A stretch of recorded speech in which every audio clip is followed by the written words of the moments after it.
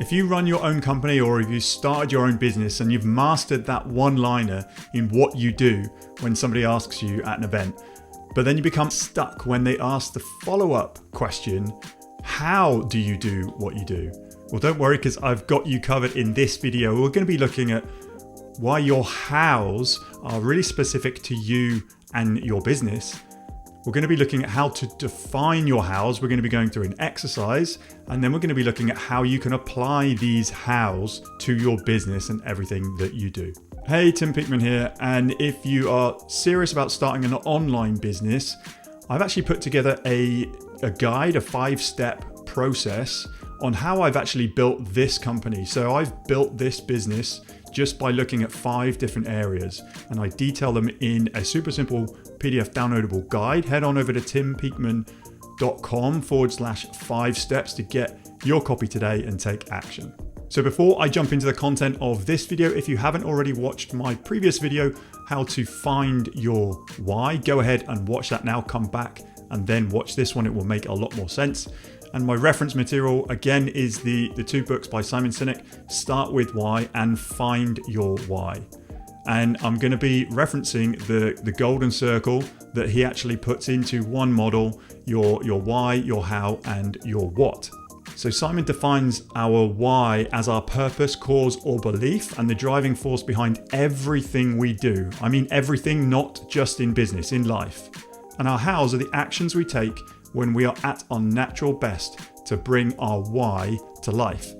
And our whats are the tangible manifestation of our why and the actual work we do on a daily basis. So first off then, we're going to be looking at your hows and how they are unique to you and your business. So just like your why then, your hows should not be aspirational. They should be actually how you conduct day-to-day operations, how you act every day in your business. Now, your hows are actually your strengths. So the themes that you identified in the previous exercise with your partner actually highlighted this for you. Now, you may not have known these hows to be your strength, but they undoubtedly make up such a big part of who you are. And we should use these hows as filters for everything we do. We don't live in a perfect world, and we'd like to think that we'd apply these hows to everything we do. But if you are aware of these hows, you can actually think about them in terms of who you work with, who you don't work with, what you do on a daily basis in business and in life. Your how can also be seen as a bit of a fingerprint, as your why may seem similar to other whys that you've either seen or worked with in the past, but your how actually brings your why to life and really makes it unique to you. So now we're going to be moving on to learn to define your hows. And I must stress at this point, again, if you haven't been through the previous exercise, Find Your Why, in my previous video, go ahead and do that now, because it does take a bit of time, it does take a bit of energy and commitment, but it is specific to you, and you're going to be pulling out the remainder of that exercise into finding or discovering your hows. And this entire exercise is documented in the book Find Your Why, and I'm just going to pull out the 3 pertinent points for you here. So the first one is narrow your remaining themes. So you will have a bunch of themes that have fallen out of finding your why. And if you've not used them for your why statement, we use them here. So all we have to do is narrow them down into 5, they say 3, 4, or typically 5 points or 5 themes. And then if there are any that are either very similar or quite samey, you either pick one of them that actually resonates with you the most, or you can actually combine the 2 and put them into one.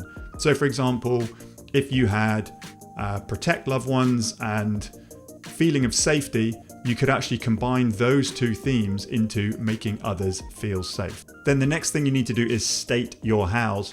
And just remember, these must be actions. So they are things that you do currently on a daily basis, not aspirational, what you do now. So with these 5 consolidated themes, you've got to make sure that they're not simply traits or attributes, as they must be actionable. For example, don't just have simply honesty or optimistic. Here's an example how to put that into action. So optimistic, you could write down, find the positive in everything. Next, we need to provide some context. So you should by now have 5 statements defining your how, and these should be actionable statements. And we just need to provide some descriptive context so this can be applied in everything you do. So for the example in the book, find the positive in everything. This could be combined with the statement, when things look like they're going wrong, look for what's going right. Now we're going to look at how we can apply this to your business.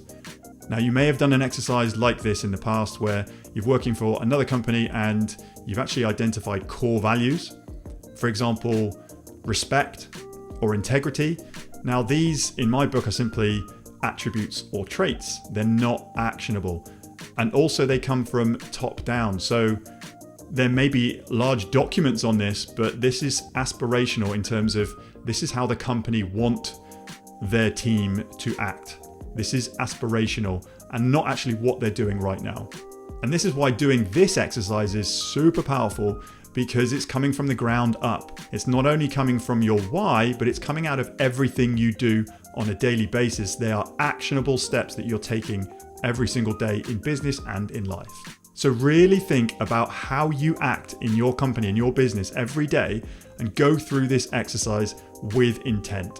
These should shape all of your decisions moving forwards and actually help to bring your why to life. So lastly then, this is an exercise that I would recommend having a review. Maybe go through this on an annual basis. And if this is the first time you're doing this exercise, really be true to yourself and ask yourself, are these aspirational values or are they actually what we're doing today? Because don't be afraid that you shouldn't be putting them in your hows right now.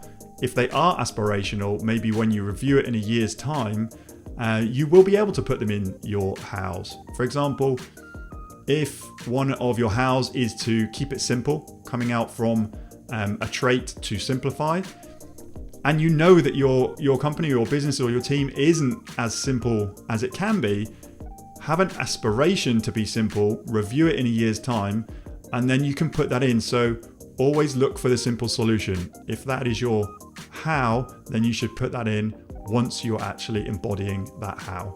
So that's it for this video. Hopefully you found value in learning that your hows are unique to you and your business, how to actually go through an exercise to define your hows, and then lastly, how to apply these hows to your business and your life.